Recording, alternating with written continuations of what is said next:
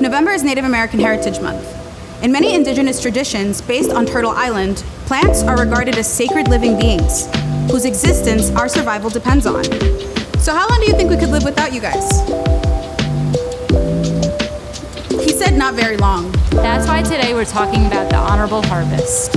Which at its most basic level is about being grateful for all the great things that plants do for us.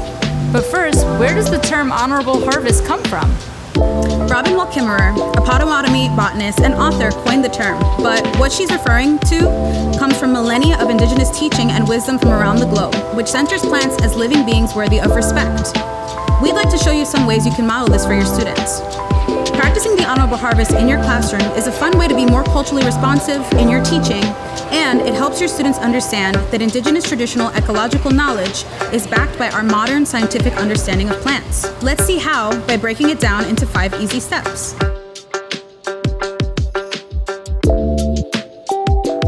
One way we can show gratitude is by knowing the names of the crops that we're growing and harvesting and giving them our full attention as we do that harvesting. Plants are alive, so we need to ask permission before we harvest. We need to show them respect. Once we show respect to our crops, our students will mirror that behavior and show respect for the nature around them. When we take produce during a harvest, we plant new seeds to start a new life. So for take only what is given, you want to look at the plant, observe it, see things like size, color. This cucumber plant, for example, has these little tiny cucumbers and flowers still attached, so it's communicating to you that it's not yet mature and it's not ready for harvest. In order to know when the plant is communicating to you that it's ready for harvest, you can try something with fruiting crops where you tug gently on the fruit that looks like it's mature. If the plant gives way and it gives you the fruit, it's communicating that it's free to be taken. This is also showing you that the plant is at its most nutritious and it's ripe, which means it's ready nutritionally to be harvested. So not only is that practice of taking only what has been given accurate for communicating with the plant, it's also backed by nutritional science.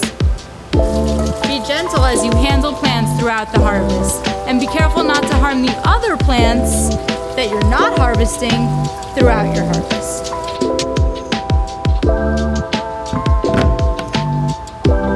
So, after you harvest, you want to make a plan to make sure you're not wasting anything that you've been given by the plants. A great way is to use your vermicomposting bin if you have an active one, or you can use the brown bins that are in your hydroponic classroom. Another way, so that you're eating and making use of what you've taken from the plants, you can pickle, you can cook, just using what you've been given by the plants just to show that gratitude for what they've given you. That's it. That's the honorable harvest. Might seem like good old-fashioned common sense, but by practicing these principles with your students, you're improving their relationship with nature and you're maximizing the benefits of your harvest.